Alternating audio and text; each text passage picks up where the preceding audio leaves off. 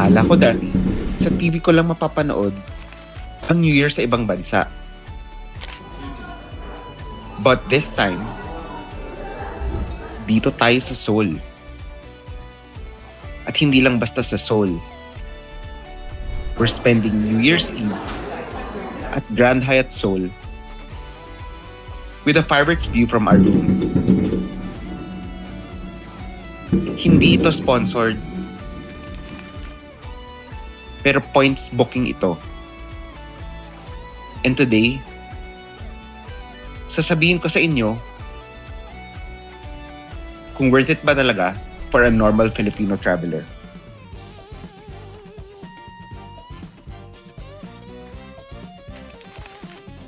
Alam naman natin, pag Pinoy ka, hindi biro gumastos for New Year abroad.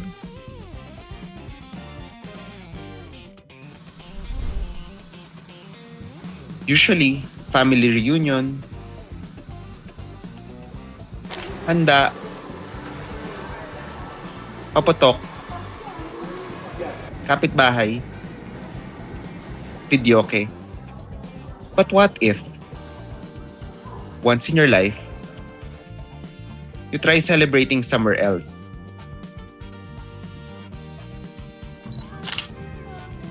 Hindi para magyabang, pero para ma-experience mo rin.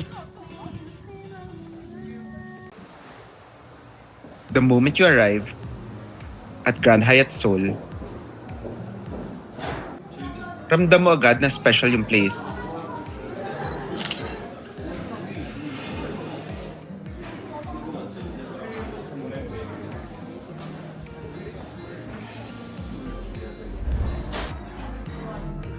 It's located near Namsan, kaya elevated talaga yung view. Check-in was smooth kahit New Year's Eve.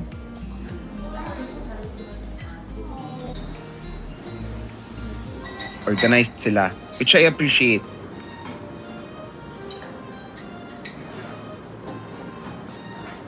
Kasi ayoko ng stress pag ganitong occasion. As a Filipino traveler, malaking bagay yung smooth experience.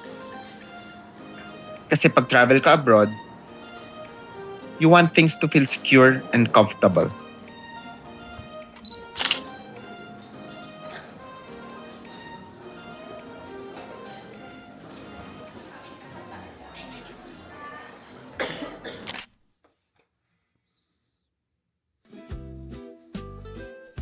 Okay, room reveal.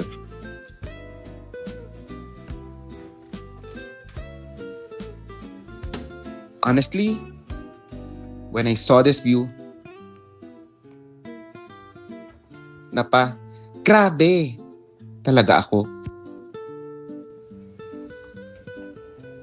Hindi ito yung pinakabagong hotel aesthetic.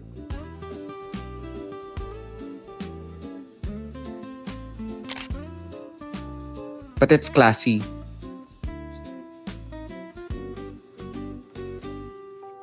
Malinis.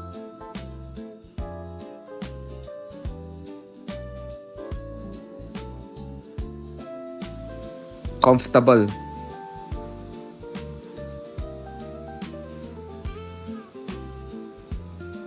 And most importantly, this.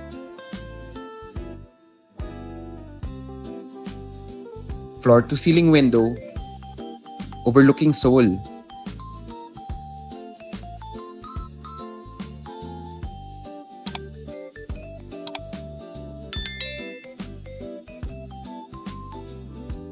Dito pa lang, parang sulit na. After walking the whole day sa Seoul, soaking here habang nakikita mo yung city lights outside, panalo. Habang papalapit ng midnight, iba yung feeling.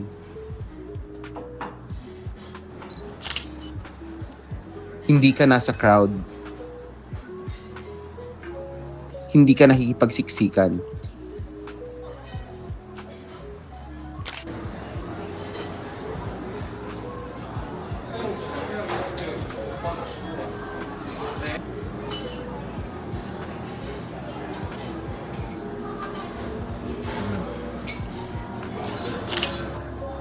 You're just here,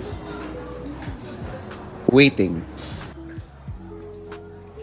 tahimik, relaxed.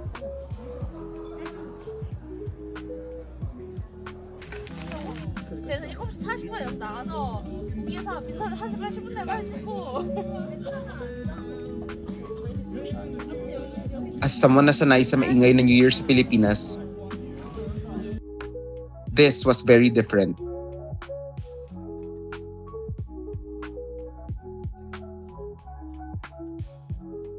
Pero in a good way.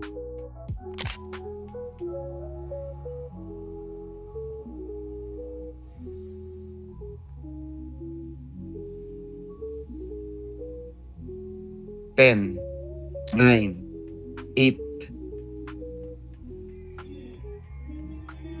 Happy New Year, Max! Happy New Year!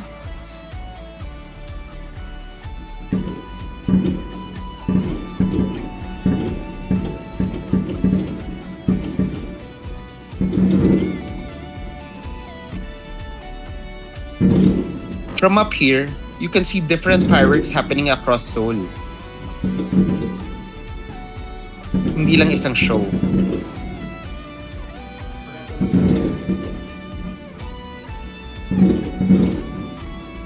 And in the distance, kita mo pa yung Enseoul Tower lighting up.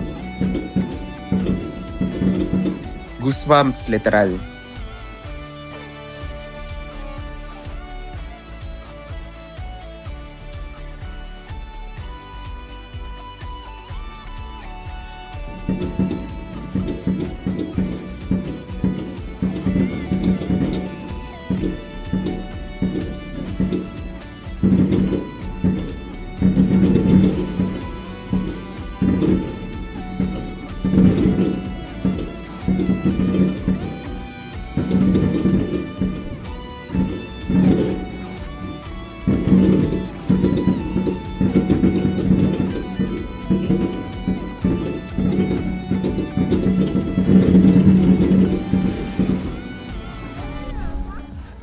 Now let's talk about the important question. Mahal ba? Yes, especially during New Year.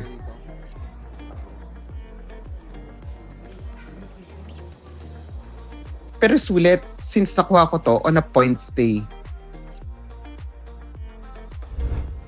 Hindi ito yung klase ng gastos na hindi lang room stay. It's memory. For me, bilang isang normal Filipino na hindi lumaki sa luxury, this felt like a reward. Hindi kailangan every year. Pero once, sulit. If you're watching this and you're working hard, saving, building your career, hindi mo kailangan maging milyonaryo para ma-experience ang ganito.